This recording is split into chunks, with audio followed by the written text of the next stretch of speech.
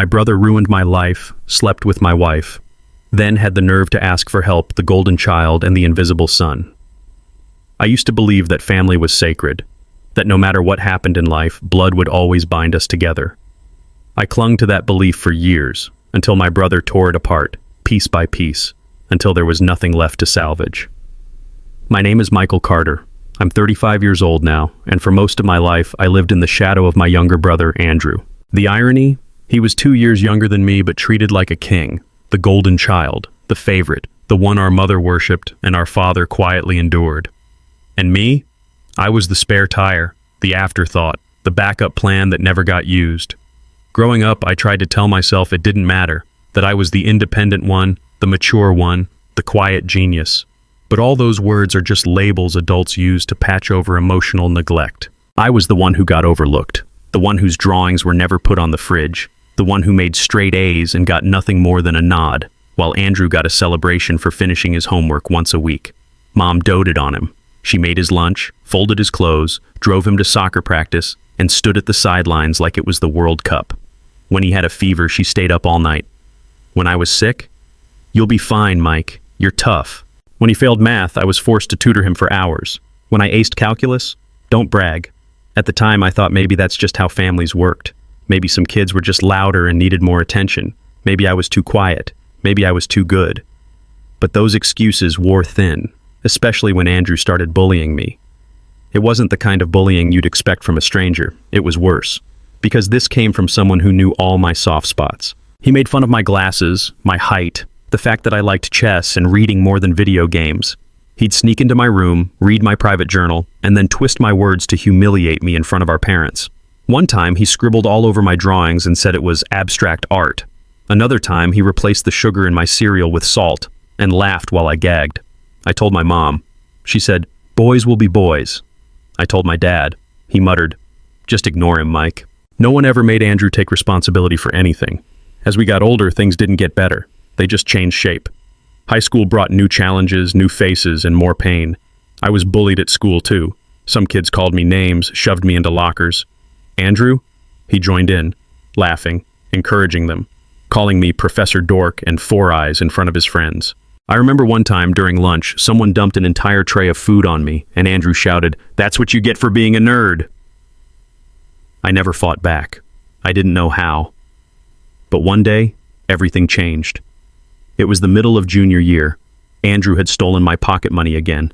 Money I had earned doing chores and tutoring the neighbors' kids. I saw him riding his bike down the street, laughing with his friends, and I just snapped. I ran after him, grabbed the back of his shirt, and demanded my money. He sneered and said, "Go cry to daddy again, loser." I punched him, right in the face. He fell, hard. I didn't even know I had that in me. I was shaking, not from fear, but from a sudden rush of adrenaline I'd never felt before. For the first time, I wasn't the victim. I was fighting back. Of course, Mom came running, and of course she didn't ask what happened. She just yelled at me, "You should be setting an example. He's your little brother." But Dad, for the first time, he stood up for me. He pulled us both aside and listened, really listened, as I explained everything Andrew had been doing for years. The money, the bullying, the name-calling, the destruction of my things. My dad sat silently, face hard, eyes stormy. Then he said, "You're lucky he only punched you, Andrew. If it were someone else, you'd be in jail." That was a turning point. For me, it was validation. For Andrew, it was the first time he'd ever faced consequences. After that day, Andrew distanced himself from me. We weren't close before, but now we were barely speaking. He would mutter insults under his breath, avoid eye contact, act like I didn't exist. I didn't care. I was just grateful that the physical bullying had stopped. But the damage had already been done. By the time I left for college, on a full scholarship by the way, he barely said goodbye. Mom cried, of course, but not because I was leaving. She cried because Andrew said, "Who cares if he goes? He's not coming back anyway." College was a breath of fresh air. I felt free for the first time.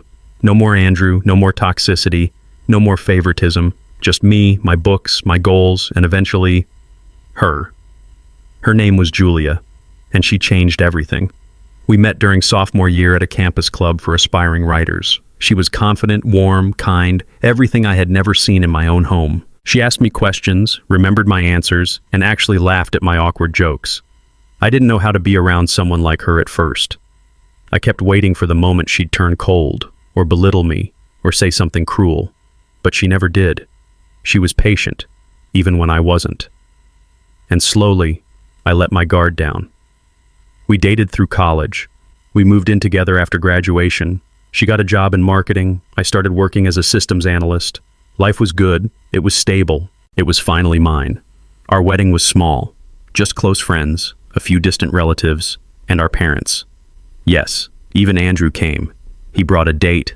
He smiled. He gave a speech. Everyone clapped. But I saw right through it. I knew him. I knew what that smile really meant. He said, "Congratulations, big bro. You really found someone out of your league." I laughed politely, but in my head I knew he still wanted to break me, and he was just getting started. That night, after the wedding, Julia and I danced in our living room, barefoot, buzzed on champagne and love. I looked at her and said, "I never thought I'd have this." She kissed my hand and replied, "You deserve all of it, every little piece of happiness." I believed her, but happiness, as I would learn, is fragile, and betrayal always waits in silence, sharpening its blade. A brother's shadow, a husband's doubt. They say you never truly escape your past, you just learn how to live with it. I used to believe I had outrun the shadow of my childhood, but shadows, especially the ones shaped like family, have a way of catching up. After our wedding, life with Julia was beautiful, simple, grounded, real. We had our share of disagreements, of course, who doesn't? But we communicated, apologized, and kept moving forward. We were both building our careers, exploring the city, learning what it meant to share a life. And then, about a year in, Julia surprised me with the news. She was pregnant. I still remember the way she looked when she told me. Her eyes sparkled with joy and nervousness, and her hands trembled slightly as she held the tiny white stick. I froze, not from fear, but from the overwhelming wave of emotion that rushed in all at once. Me? A dad? I knelt in front of her, kissed her stomach, and whispered, "I promise I'll be better than what I had." The first few months were surreal. We talked baby names, painted the nursery, argued over diaper brands. Our lives shifted from date nights to doctor appointments, and it felt right. Like this was the version of life I was always meant to live. But then, things began to change, subtly at first. It started with a text. Late one night, as Julia slept beside me, her phone buzzed. I wasn't snooping. I was reaching for the charger when the screen lit up. The message read, "You up? I miss talking to you. A." My heart stuttered. A. There were 100 names that started with A, but only one made my stomach knot. Andrew. I stared at the message, frozen. I didn't open it. I didn't wake her. I just lay there, eyes wide open, replaying every interaction they'd ever had. During the wedding, at family dinners. That time he came to help us move apartments. Julia had always been polite to him, even warm, but I thought it was just her. She was kind to everyone. The next morning, I pretended nothing had happened. Maybe it was innocent. Maybe he was just being his usual smug self, trying to insert himself where he didn't belong. But the seed had been planted, and it grew. I started noticing things. Julia would laugh at her phone, then quickly put it away when I entered the room. She'd take longer trips to her mom's, more business dinners than usual. I hated myself for doubting her. I wanted to believe this was just old trauma resurfacing. Until one night when she left her laptop open. I shouldn't have looked. I know that. But I did. There in the chat logs were messages from Andrew. Dozens. Some recent. Some going back months. He complimented her, sent her jokes, memes, voice notes. It wasn't explicit, at least not all of it. But it was familiar. Too familiar. He'd say things like, "You get me more than anyone else," or "Wish I could talk to you all night like we used to." Like we used to? I felt sick. I scrolled further. There were references to that night during the holidays, a brief mention of the cabin. My breath caught in my throat. Julia had told me she was staying with her mom that week. I was out of town for a conference. The timeline matched. I confronted her that evening. My voice was calm. Too calm, even for me. "Julia," I said, "is there something you want to tell me about you and Andrew?" Her eyes widened. For a moment, she looked like a cornered animal. "What are you talking about?" I showed her the messages. She didn't deny them. She sat down, rubbed her temples, and then said the words that made my blood run cold. It was a mistake. It only happened once. I felt so alone. He made me feel seen. I didn't yell. I didn't throw anything. I just stood there, staring at her, wondering how the person I loved most had become a stranger in my own home. "And the baby?" I asked. My voice cracked. She looked away. "I don't know." Silence. That kind of silence that stretches so long it becomes a living thing between you. I walked out, got into my car, drove aimlessly for hours. I slept in a motel that night. The next day she called, apologized, cried, said she'd go to therapy, said she wanted to fix things. But how do you fix a crack that deep? How do you look at someone and not see betrayal every time? And Andrew? He didn't even call. Not to deny it, not to explain, not to apologize. Nothing. He had done it. He had taken everything. Again. I had survived his childhood torment. I had built a life despite him. And still, somehow he found a way to crawl back into it and destroy it from the inside. But this time, I wasn't that scared little boy. I was a man, a husband, maybe a father. And I wasn't going to let him win. It had been nearly 2 weeks since Vanessa dropped the bombshell on me that she had slept with my younger brother, Jake. My mind hadn't known peace since. The woman I had pledged my life to, the mother of the child I had raised as my own, and the only person I thought I could fully trust, had betrayed me in the most brutal way possible. I hadn't told Jake yet that I knew. I needed more than words. I needed proof. So I booked an appointment for a paternity test. It was the most nerve-wracking 2-week wait of my life. Every moment that passed was like a needle pushing deeper into my gut. Vanessa didn't know I had taken the swab from our son Liam while he was asleep. She was acting as if we could just pick up the broken pieces and glue them back together. She started cooking again, humming around the house like nothing had happened. But I couldn't unhear what she had told me. And the silence between us was louder than ever. Jake had been suspiciously quiet too. He hadn't texted or called since I confronted Vanessa. Maybe she had warned him. Maybe he was just a coward. Either way, I could barely stand to hear his name in my head, let alone speak it aloud.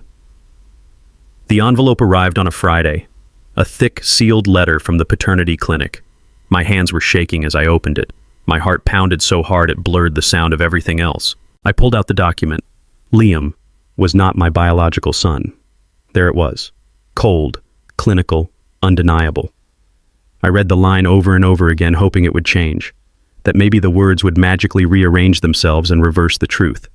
But reality has no edit button. I dropped the paper, fell back onto the couch, and just sat there in silence. I didn't cry. I didn't scream.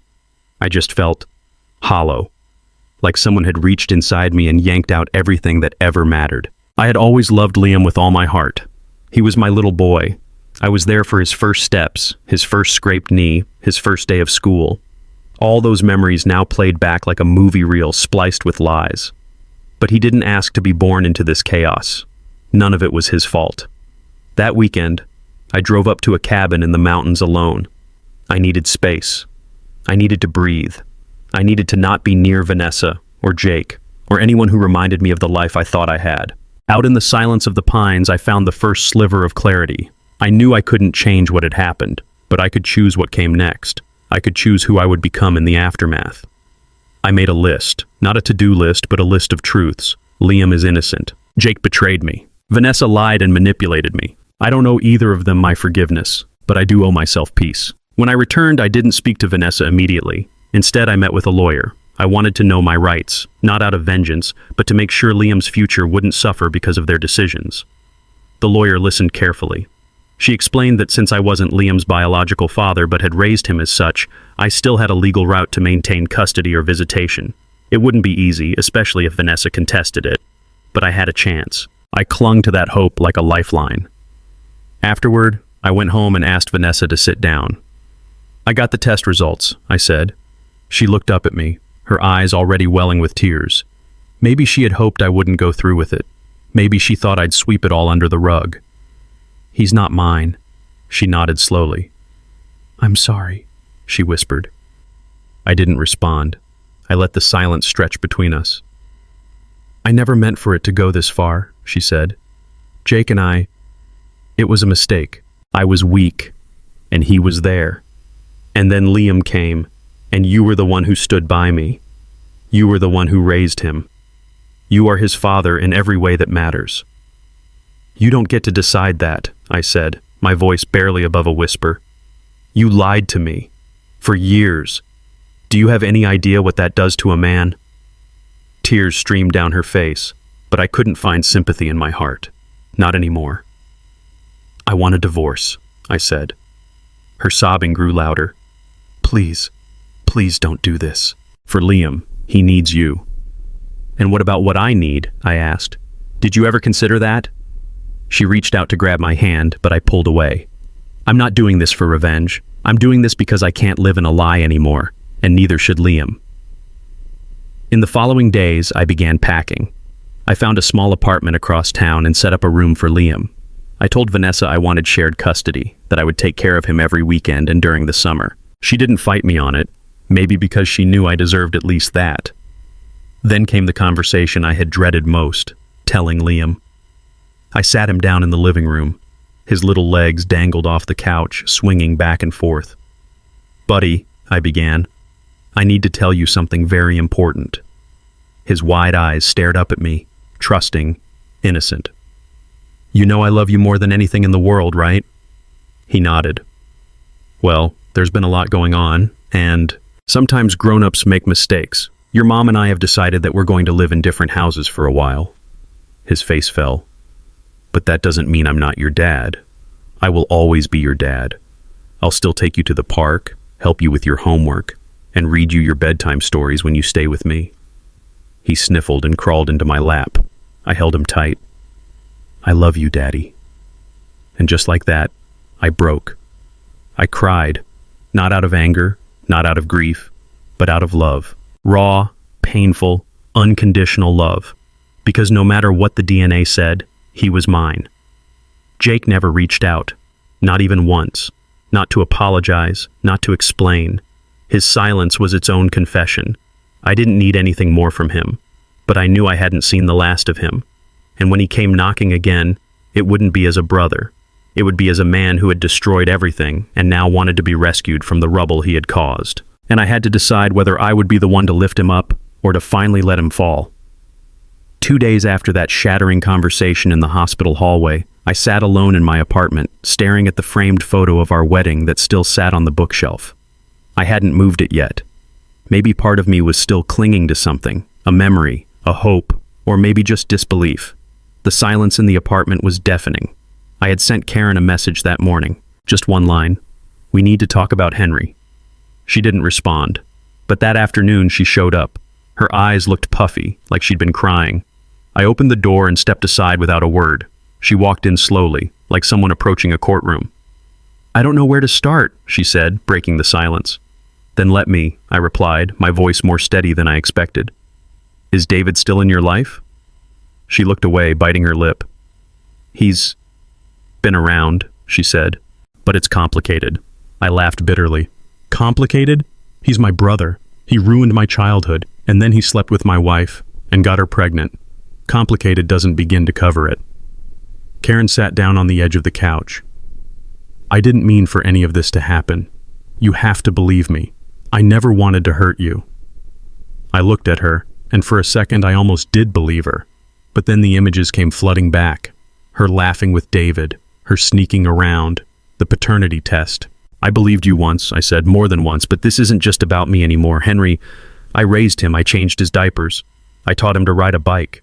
I held him when he had nightmares. And now, I find out he's not even mine. Karen's voice cracked. You're still his dad, no matter what the test says. But I'm not his father, I said firmly. Not biologically. And that matters.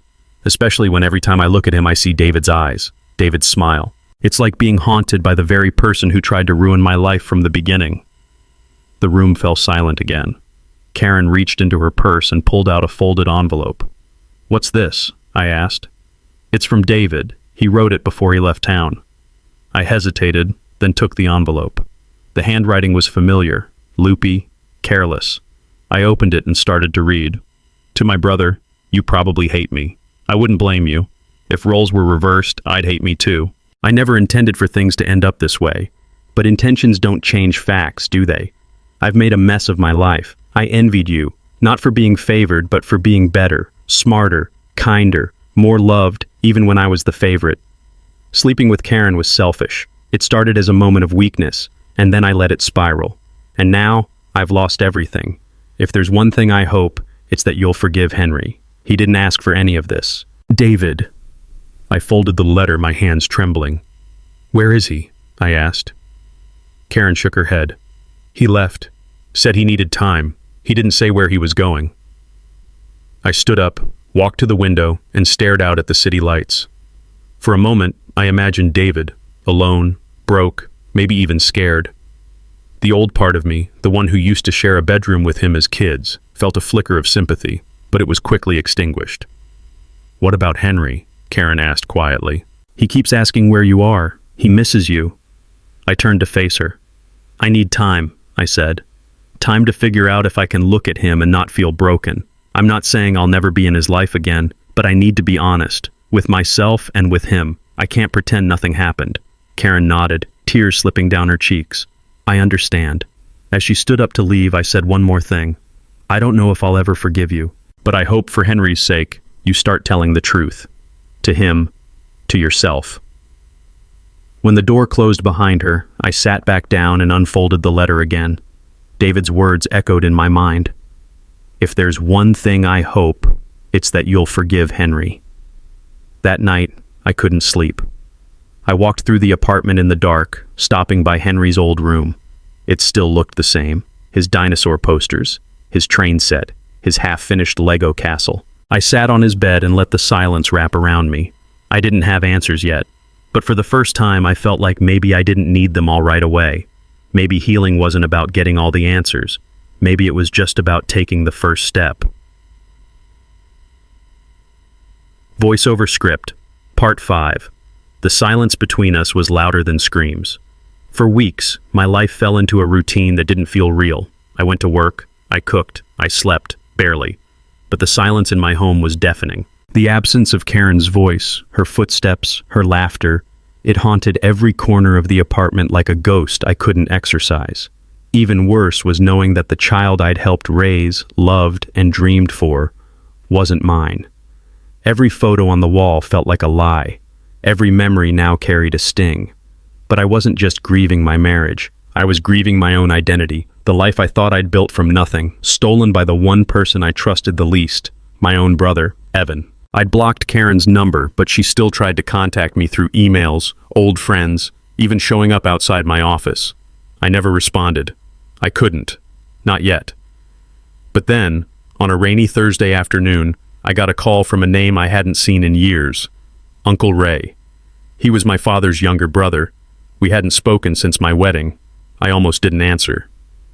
"You need to come home," he said. "It's about your mother." My heart skipped. I hadn't been back to my childhood home since the day I exposed Evan. My father had taken my side, cut Evan off financially, and made me executor of his will. But my mother, she was always more complicated. She loved Evan too much, protected him from consequences. I drove out that night, the rain tapping my windshield like fingers whispering doubt. What was I walking back into? When I arrived, the house looked the same, but it didn't feel like home. Uncle Ray greeted me at the door. His expression said more than words ever could. Inside, my mother sat in the dim living room, staring at a cold cup of tea. Her once vibrant hair had turned fully gray. She looked up at me slowly. "Thank you for coming," she whispered. I nodded, unsure what to say. "I know I failed you," she said, surprising me. "I protected Evan because I was afraid he wouldn't survive without it. But I see now. I only helped him become a man I no longer recognize." My throat tightened. For years I had craved those words, and yet hearing them now felt hollow. "He came by last week," she added. "Begged for forgiveness, said he lost everything, Karen, the baby, even his job. He's living in a friend's garage." I didn't say anything. "He wanted me to talk to your father, to you." Of course he did. My mother reached out, her hands trembling. "He's your brother." "He slept with my wife," I said, voice sharper than intended. "He lied to my face for years. That's not just betrayal, that's annihilation. Her eyes watered. What if he truly regrets it? I stood up. Then let him prove it to the mirror, not to me. That night, I slept in my childhood room, staring at a ceiling that once protected my dreams. Now it felt like it was pressing down on me. The next morning, I got another surprise. A message from a lawyer I didn't know. It read, Mr. Thomas Reynolds, your presence is requested at a mediation hearing concerning Evan Reynolds and Karen Reynolds. What? I called the number. The lawyer explained that Evan and Karen were fighting over custody of the child, Henry, and since I had been listed as the child's legal father, they required my statement to resolve the dispute. Legal father. My name was still on the birth certificate. Despite the DNA test, no changes had been filed. That meant I was technically still the child's legal parent. My world spun again. I had finally begun to make peace, to close the book. But now, I was being pulled back into a story I didn't want to be part of. I called my father. They're trying to trap you, he said. They want your name to take the heat off their mess. Should I go? He was quiet. Only if you need closure, he finally said. Otherwise, let them drown in the world they built. But I needed to see them, both of them. I needed to look into their eyes and see what was left. The day of the hearing arrived. I wore my best suit, polished my shoes, and stared at myself in the mirror longer than usual. I looked like a man in control, but inside, my heart was a war zone. When I walked into the mediation room, Karen was already seated. She looked tired, not just physically, but soul tired. Evan entered minutes later. He looked nothing like the man I remembered. His designer clothes were gone, his hair was unkempt, his confidence shattered. Tom, he said quietly. Let's keep this professional, I replied. The mediator explained the situation. Because I was listed as the legal father, any changes to custody or child support needed either my consent or testimony. Karen looked down. Evan stared at me. You were always better than me, he said. I see that now. Too little, too late, I said. You have every right to hate me, he continued. But Henry doesn't. He doesn't know any of this. He still thinks you're his father. A silence fell. You lied to him, I said. Karen finally spoke. I didn't know how to tell him. Then maybe you shouldn't have built a life on lies. I signed the documents, legally removing myself as Henry's guardian. It broke something inside me, but I knew it had to be done. When I walked out of the building, it felt like someone had closed a door behind me, permanently. Weeks passed. I moved to a new apartment across town, fresh walls, new furniture, a clean slate. I started painting again, something I hadn't done since college. Each brushstroke was therapy. I poured my pain into canvas after canvas, landscapes, abstracts. Silence turned into color. Then one day I opened my mailbox and found a letter. Handwritten. It was from Evan. Tom, I don't expect forgiveness, but I need you to know I'm not running anymore. I've started therapy. I got a job at a car repair shop. Karen and I are done. I see Henry on weekends. He asks about you. I don't know what to say. Maybe one day you'll want to see him again. If not, I understand. Thank you for being the better man, even when I didn't deserve it. I read it twice. Then again. Maybe it wasn't a plea. Maybe it was accountability. And maybe, just maybe, the past didn't have to dictate the future. What would you do if your own brother betrayed you in the deepest way possible but tried to turn his life around? Would you forgive him or leave the past buried for good?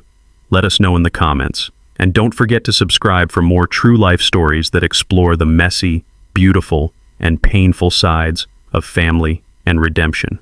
The calm before the final storm. I thought I'd felt every possible form of betrayal, but nothing compared to the silence that followed. Not the shouting, not the lies. It was the stillness, the cold, echoing stillness in my apartment that truly broke me. After everything, the truth about my brother and Karen was out. My parents knew. The family was torn apart. And yet the fallout hadn't fully settled. Not yet. I had cut contact with both of them. David, the brother who once called me a weakling, and Karen, the woman who once called me her soulmate. But it was their actions that showed me who they really were. In those days of isolation, I began to rebuild myself, not to impress anyone, not for revenge, but to reclaim the pieces they tried to break. I went back to therapy, twice a week, no missed appointments. At first, I didn't say much. I'd sit on the couch, arms crossed, my voice caught between bitterness and exhaustion. But over time, I started to talk. About the favoritism, the bullying, the betrayals. And my therapist, an older man named Dr. Keating, simply listened. He didn't offer hollow reassurances. He asked questions that made me uncomfortable, that peeled back layers I thought I'd buried years ago. Like why I kept forgiving people who had no remorse. Like why I thought enduring pain made me stronger.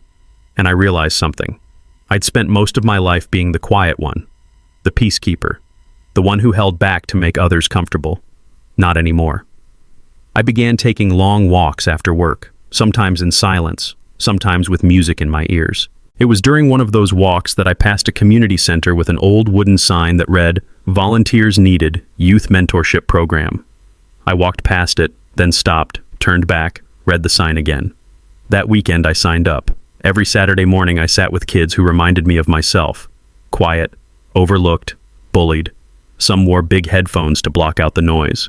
Others never made eye contact. I didn't try to fix them. I just showed up. And slowly they did too. I didn't realize it then, but this was the beginning of something bigger. Meanwhile, Karen continued texting me. Sometimes apologies.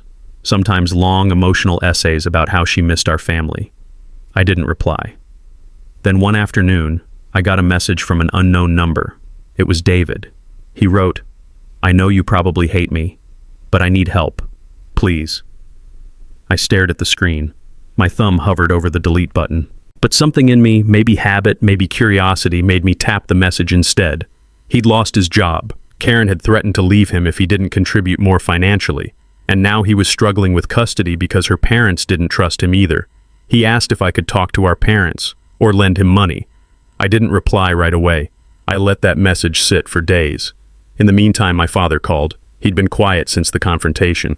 But now, he wanted to talk. We met at his house, just the two of us. He looked older, tired, but his voice was firm. "I was wrong," he said. "About David. About you." I nodded.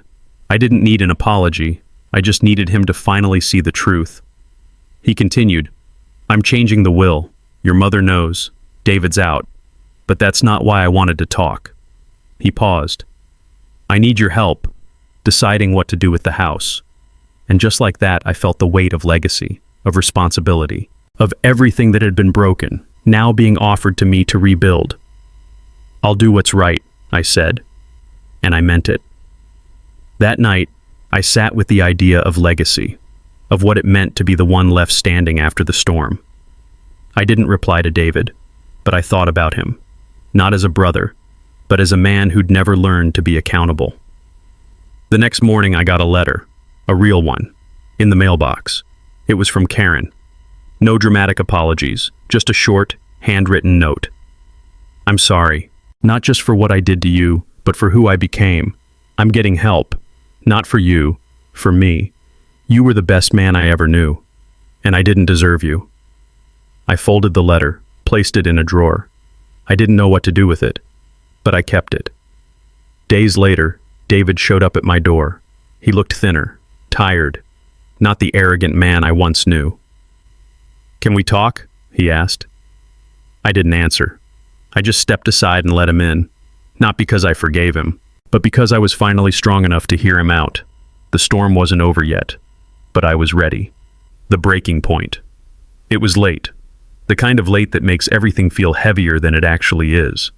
The night was silent, but the storm inside me had never been louder. My phone vibrated. Again. It was a text from Karen. "Please, just come home. Henry keeps asking for you." I stared at the message, my thumb hovering above the screen, but I couldn't bring myself to reply, because I wasn't sure where home was anymore. For the past few weeks I had been staying at a rental apartment across town. The place was modest, nothing like the home I had built with Karen, but it was peaceful. And for now, peace was all I could afford emotionally. David hadn't reached out since our last encounter, the one where he begged for help and I told him calmly that he was no longer my brother. But then, something unexpected happened. I got a call from a lawyer. Not mine, David's. He had filed a petition for partial custody of Henry. At first I thought it was some cruel joke, but as I sat in the lawyer's office reviewing the paperwork, the reality hit me hard. David wasn't just trying to co-parent, he was trying to solidify his presence in Henry's life as the father. And legally, now that the paternity results were confirmed, he had every right to. My heart sank, not because I wanted Karen back, not even because of the betrayal, but because Henry. My Henry was about to be pulled into a world of chaos he didn't deserve. I drove straight to my parents' house. Dad answered the door, his expression unreadable. Mom stood behind him, stiff, cautious.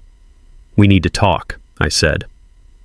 That night we sat around the kitchen table, the same one where we had once shared birthdays, Thanksgiving dinners, even David's graduation celebration. "I just found out David's fighting for custody," I began, my voice steadier than I felt. "He wants rights to Henry." Dad's jaw clenched. Mom closed her eyes. "I thought maybe you should know, because this is going to get worse before it gets better." Dad didn't hesitate. "He's dragging that boy into his mess. I won't let it happen." "I don't know what to do," I admitted. "I'm not even his biological father, but I raised him.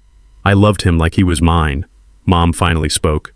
"Then fight for him. Not for Karen, not for David, for Henry."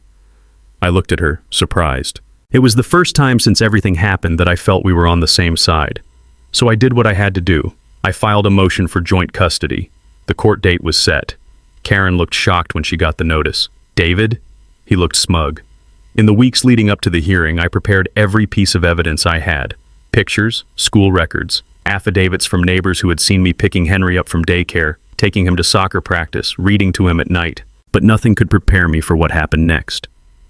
Karen showed up at my door. It was raining. Her hair was wet. Her hands trembled as she held out a folded piece of paper. "I signed away my rights," she said softly. I can't do this anymore. You were always the better parent. Henry loves you. I made so many mistakes. This is the only way I can fix one." I opened the paper. It was a notarized letter, relinquishing her custody to me. I was stunned. "I'm moving," she continued.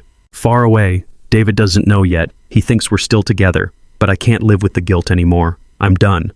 And just like that, she was gone. Days later, I got another call, this time from the police. David had been arrested.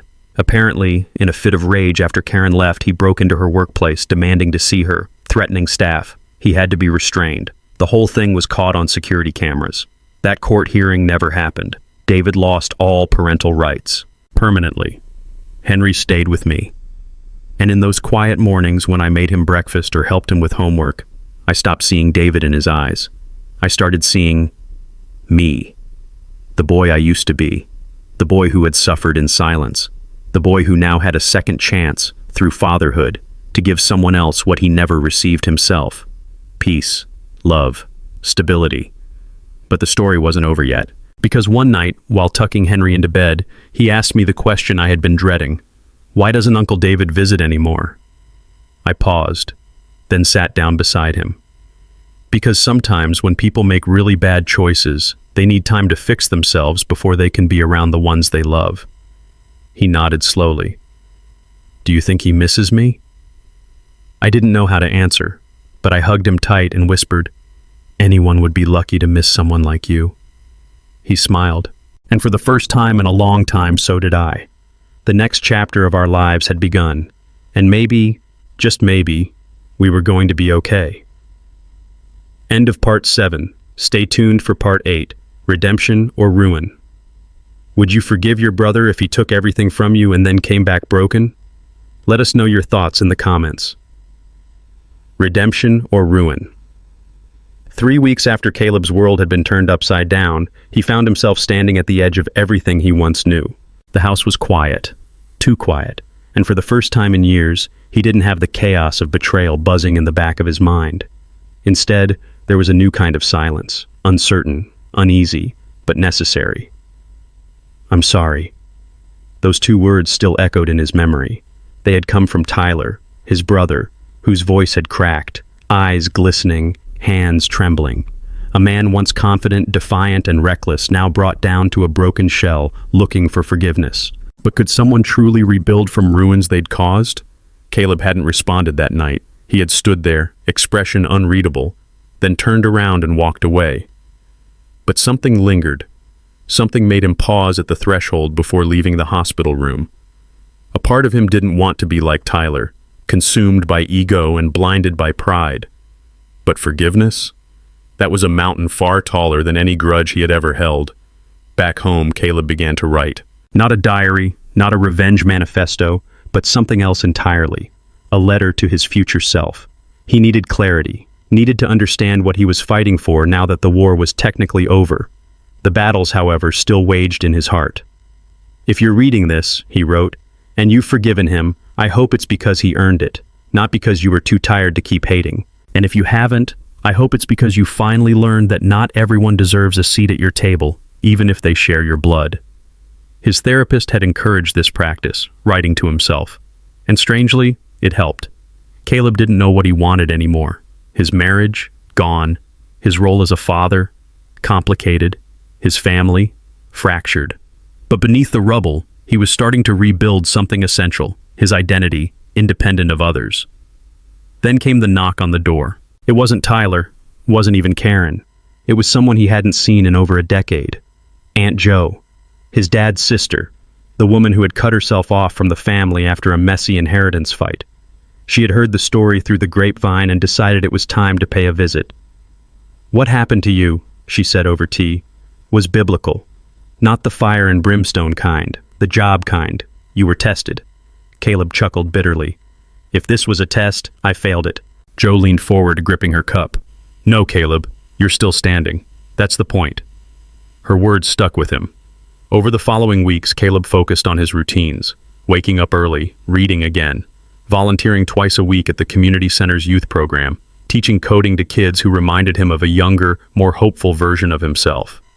At night, he would sit on the balcony, coffee in hand, watching the city.